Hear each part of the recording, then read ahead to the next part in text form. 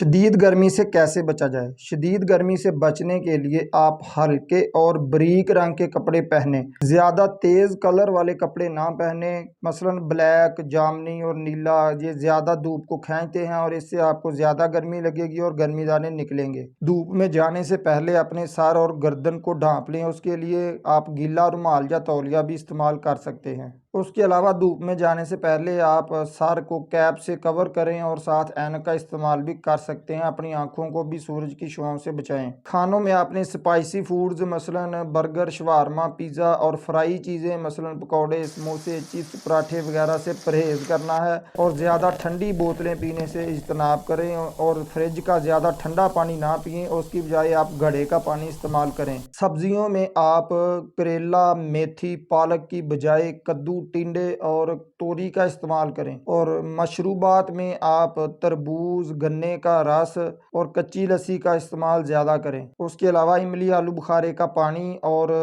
گڑ والا پانی بنا کر استعمال کریں، اور آپ دہی کا استعمال آپ نے روزانہ کرنا ہے، اس سے بھی پیاس کی شدت میں کمی ہوگی۔ جن دوستوں نے ابھی تک چینل کو سبسکرائب نہیں کیا وہ یار جلدی سے چینل کو سبسکرائب کر لیں اور ساتھ بیل والا بٹن دبا لیں، تو زندگی رہی تو ملتے ہیں اگلی ویڈیو میں۔ اللہ آپ کو حفظ و امان میں رکھے۔ السلام علیکم۔